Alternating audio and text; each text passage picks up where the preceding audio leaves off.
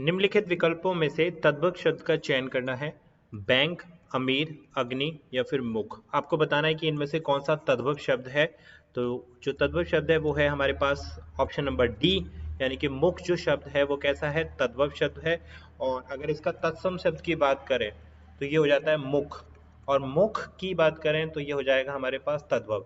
तो तद्भव कौन से शब्द होते हैं, जो संस्कृत भाषा के शब्द होते हैं, जो ज्यों की त्यों होते हैं वो संस्कृत भाषा के शब्द वो तद्भव कहलाते हैं, जिनमें थोड़ा सा चेंज कर दिया जाता है तो वो कैसे हो जाते हैं, तत्सम हो जाते हैं। जैसे मुख जो है इसका परिवर्तित रूप हो गया है तो ये हो गया है तत्सम। तो option number D is the right answer for question number 1। Hello and welcome back to Shiksha for Naukri. Discuss करेंगे important question UP TET super TET के लिए। हिंदी के इंपॉर्टेंट क्वेश्चन है भाई।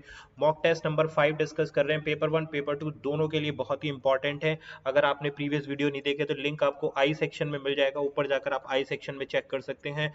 चैनल पर नए हैं तो सब्सक्राइब करें और बेल आइकन को जरूर प्रेस कर लें उत्तराखंड टेट की प्रिपरेशन के लिए। Super TET and UP TET के में भी जो हिंदी का पोर्शन आता है, और बात करें अगर सी टेट, सभी के लिए बहुत इंपॉर्टेंट वीडियो है। वीडियो को लास्ट तक देखना, टेलीग्राम पर ज्वाइन कर लेना, पीडीएफ आपको टेलीग्राम पर मिल जाएगा।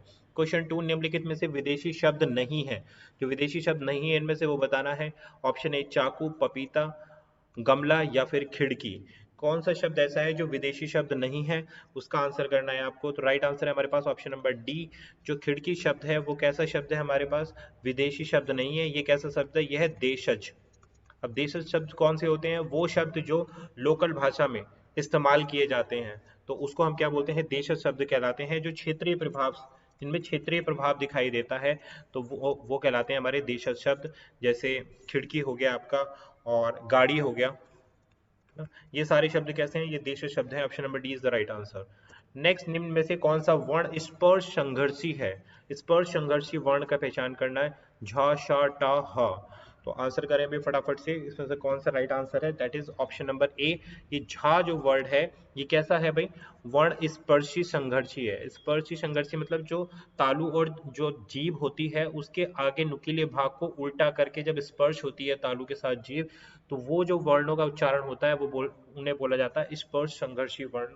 जैसे चा वर्ण है ना, चा वर्ण में कौन कौन से आते हैं भाई, का से माँ, का से माँ तक के भी जितने वर्ण हैं वो कैसे 20 वर्ण जो हैं वो क्या कहलाएंगे भाई, और 5 व्यंजक स्पर्शी हैं।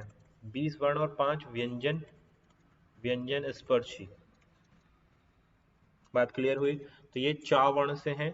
झा, इस ऑप्शन नंबर ए कैसा आ गया, स्पर्श संघर्षी हो गया। नेक्स्ट, टा वर्ण में किस प्रकार के व्यंजक हैं।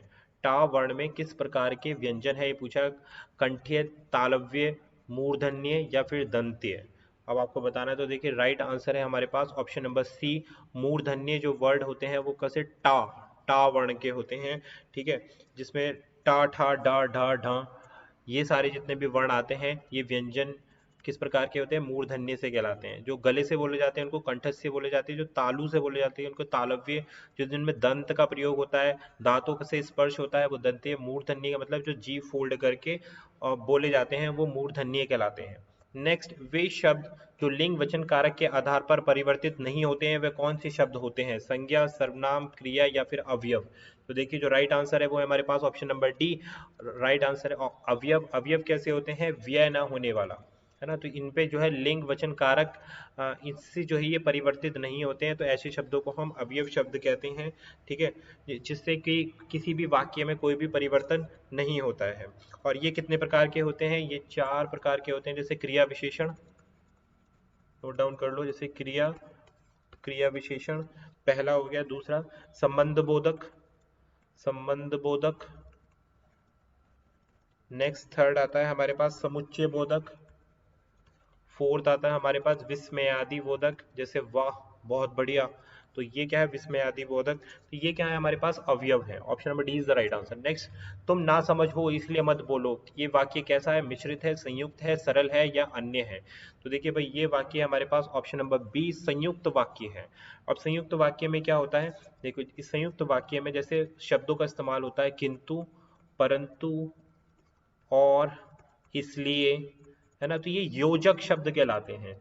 जहां भी जिन वाक्यों में भी योजक शब्द लगते हैं तो वो कैसे शब्द बनाते हैं, संयुक्त वाक्य बनाते हैं। तो option B is the right answer. देखो यहाँ पर भी इसलिए शब्द का प्रयोग हुआ है तो ये इसलिए शब्द कैसा है, योजक है है ना। नेक्स्ट, राम बहुत पढ़ता है वाक्य है, संयुक्त वाक्य है, सरल वाक्य है, मिश्रित है या निषेध वाचक। तो ये राम बहुत पढ़ता है कैसा वाक्य है भाई, ऑप्शन नंबर बी, ये बिल्कुल सरल वाक्य है। अब सरल वाक्य में क्या होता है, एक क्या होता है, उद्देश्य होता है, ध्यान रखना, एक उद्देश्य होता है और एक विधेय होता है। यानी कि उद्देश्य क्या है इस सेंटेंस में, राम, और बहुत पढ़ता है क्या है, क्रिया, जिसको हम विधेय बोल रहे हैं। तो ये कैसा वाक्य हो गया भाई, ये हो गया बिल्कुल सरल वाक्य, option number B is the right answer. Next, एड़ी चोटी का जोड़ लगाना क्या होता है भाई, परेशान होना, अत्यंत दुखी होना, सुनहरा अवसर मिलना या बहुत कोशिश करना। राइट आंसर है ऑप्शन नंबर डी, इस मुहावरे का राइट आंसर है बहुत कोशिश करना। एड़ी चोटी का जोड़ लगाना मतलब पूरे एफर्ट्स लगा देना। नेक्स्ट, निर्देश दिए गए मुहावरे का सही अर्थ बताना है, विकल्पों में से चुनकर। अक्ल पर पत्थर पड़ना, क्या मुहावरे का इसका अर्थ होगा, ठग जाना, दुखी होना, बुद्धि भ्रष्ट हो जाना, इशारे पर कार्य करना। तो देखिए राइट आंसर है हमारे पास ऑप्शन नंबर सी, अक्ल पर पत्थर पड़ना मतलब बुद्धि भ्रष्ट हो जाना, मतलब दिमाग का सही टाइम पे इस्तेमाल ना करना। तो क्या कहलाता है, उसको हम मुहावरे में बोलते हैं अक्ल पर पत्थर पड़ जाना।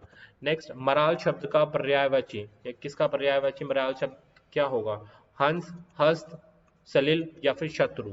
तो देखिए मलाल शब्द का पर्यायवाची का मतलब होता है समान वाची वाला, वाची यानी कि जो ध्वनि वाला हो।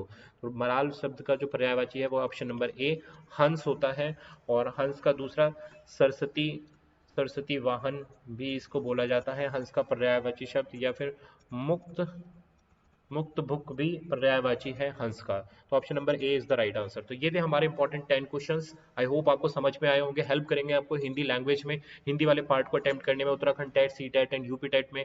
पसंद आ गया हो तो लाइक शेयर सब्सक्राइब कर देना। This was Abhishek Tyagi, thanks for watching, thank you.